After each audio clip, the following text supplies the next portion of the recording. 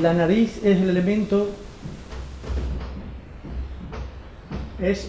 más importante de la cara y en el que tiene la mayor importancia en la estética facial. Sin embargo, no hay una nariz perfecta, no hay una nariz de armonía perfecta como está descrito en el número áureos, sino que cada nariz en un contexto determinado juega un papel relevante, de tal manera que muchas de estas narices que estamos viendo consideramos que son patológicas o que no son acorde a la naturalidad y que necesitarían alguna intervención. Sin embargo, esto que es bastante frecuente y que es aceptado, no siempre todas las personas que tienen un problema nasal aceptan esa realidad, porque no ven el contexto de su cara, de su nariz, en el entorno de su cara.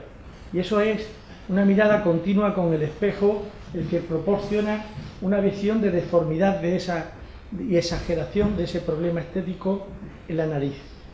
La nariz juega una proporción concreta, en la que no vamos a entrar dentro del contexto facial, y tiene una serie de características determinadas en el eje vertical, en el eje horizontal, de tal forma que la nariz, la anchura corresponde a la anchura de la hendidura palpebral, en lo que considera la línea de Shin, que tenemos una línea cóncava a nivel definida, más estrecha, un poquito más ancha a nivel de la punta, unas relaciones proporcionales entre subunidades de la nariz, un tema un poco mucho más concreto relacionado con los especialistas, y una proporción establecida básicamente entre longitud y lo que llamamos altura o proyección de la nariz, de tal manera que vamos a tener narices muy proyectadas, puntiagudas, o narices con poca proyección. Aspectos y relaciones de la nariz, como por ejemplo con el ángulo nasolabial, que es más abierto en la mujer, más cerrado en el hombre.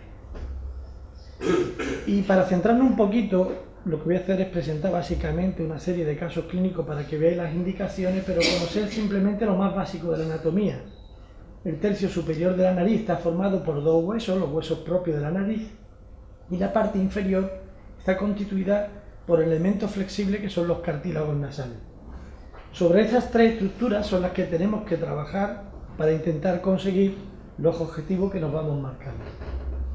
La rinoplastia, que es la intervención que intenta corregir este tipo de problemas, nace de hace ya mucho tiempo con un señor llamado Tagliacozzi, que se dedicaba a reconstruir las pérdidas nasales en armas, en guerras y demás, en la zona del antebrazo con un dispositivo especial.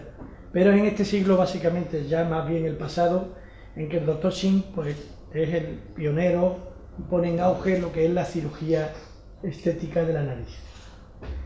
Actualmente, cuando la paciente nos llega a la consulta, lo que nos plantea qué deseos tiene, qué expectativa tiene, qué es lo que no le gusta de la nariz. Como dice el doctor García Perla, nosotros no ofrecemos qué es lo que nos gustaría de esa cara. Lo primero que preguntamos es qué desea cambiar. Y una de las adelantos que nos ayudan, sobre todo en esta cirugía, es la realidad virtual. Este es un programa que tengo en la consulta que básicamente va viendo los cambios y la paciente determina si ese cambio le gusta al nuevo concepto de la cara, porque eso es una inquietud tremenda, saber si esa cirugía le va a venir bien a la sensación que tú vas a tener de esa cara. De tal manera que la paciente va a poder ver un pre y un post, el cambio, y va a tomar la decisión si ese cambio le gusta o no, y el cirujano le va a servir, por un lado, para planificar qué cambio quiere proporcionarle, planificar ese contexto y si esos cambios reales que plantea la paciente realmente pueden realizarse, digamos, ejecutarlo quirúrgicamente. La intervención de rinoplastia se realiza básicamente con anestesia general. Puede ser abierta o cerrada, y como ha dicho el doctor Esteban, la abierta, la única diferencia es que lleva un pequeño cortecito aquí en la raíz de la columela, y la cerrada se hace por vía endonasal. Posteriormente, la cirugía va a conllevar una férula y un taponamiento nasal. La recuperación suele ser muy rápida y esa férula se retira aproximadamente a los 7 días.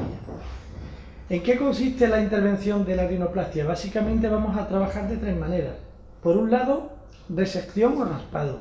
Un dorso nasal, esto rojo, los cartílagos alares resecarlo para que la punta rote hacia atrás, suturas con puntos de hilos no reabsorbibles para dar mejor definición a la nariz e incluso utilizar injertos que pueden ser de múltiples zonas, del propio tabique, de la oreja o de las costillas.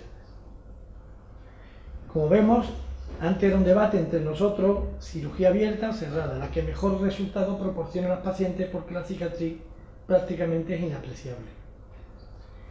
¿Y cuáles son las indicaciones de la rinoplastia?